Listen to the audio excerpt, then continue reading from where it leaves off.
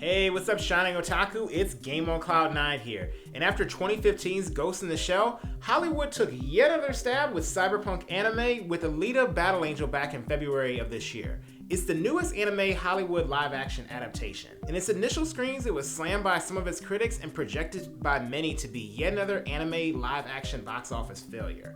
But 2 months after its release, it stuck it to many of its naysayers, with a total worldwide box office sales coming in at a little over 400 million by the time of this recording. With that being said, we are going to talk a bit about whether or not this can be seen as a success, and most of all, what impact did that leave for the future of anime live-action adaptations as a whole.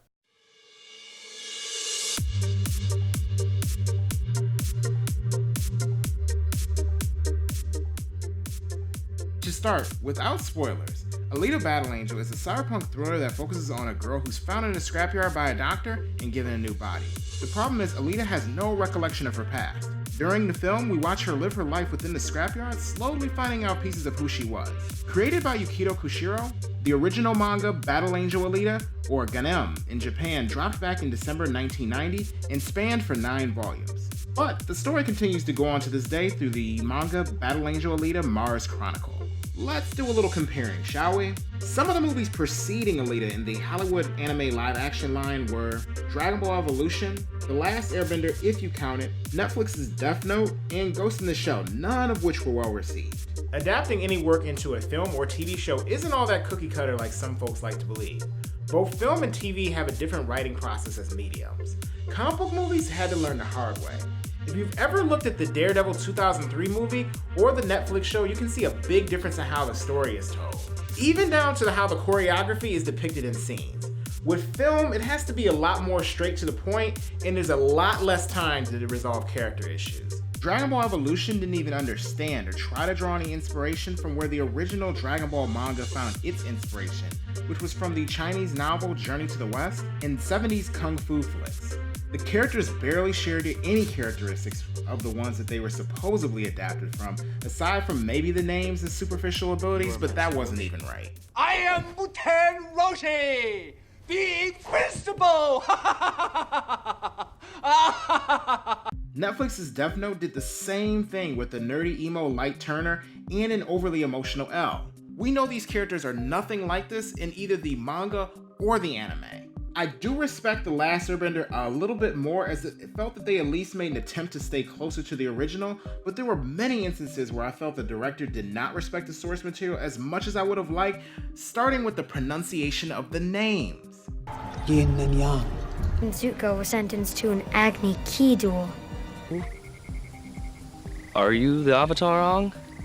The creators of Avatar The Last Airbender, Brian Konietzko and Michael Dante DiMartino, kind of confirmed that they didn't, even going as far as to say that they were never consulted about the film during production, and to quote them verbatim, they would like to pretend the film does not exist. Its redeeming quality was that it had decent CGI, and the fact that it actually kept the core concept of the story, even if it was poorly portrayed. But let's not get into a rant, because we're optimists here. For the production of Alita Battle Angel, the producers on the project were James Cameron, John Landau, and Robert Rodriguez.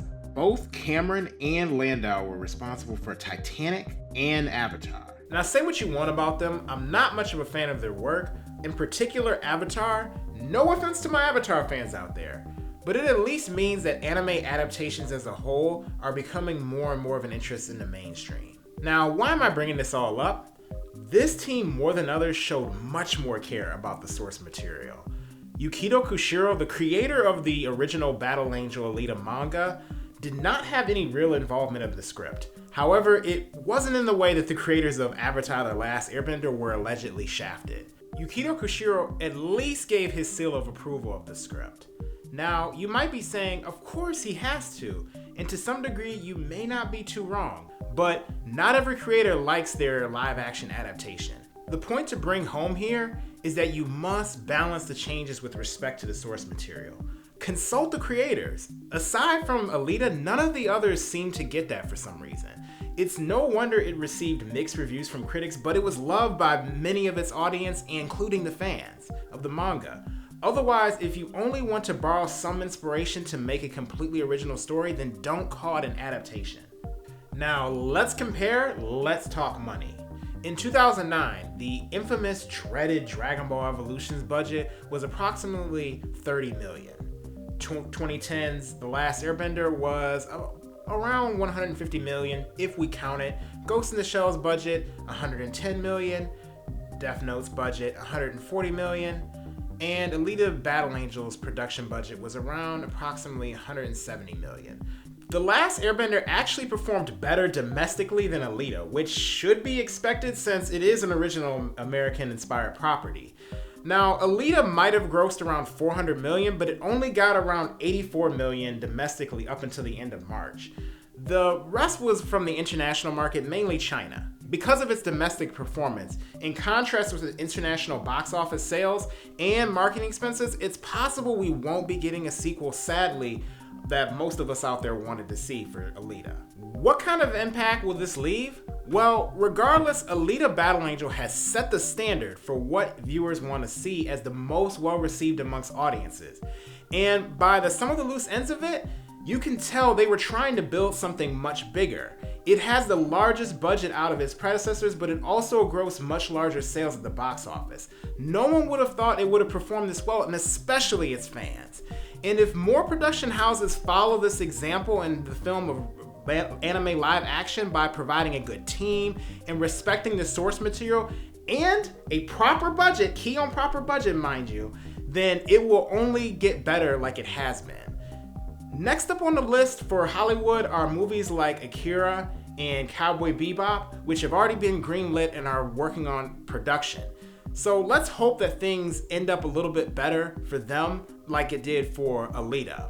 No one would have thought that Marvel would have had a 22 film epic that would have expanded all the way up until Endgame and for 10 years, mind you. So I want to see something like this happen for anime in the future, and let's hope that we do get that with this quality that they've been showing in recent days.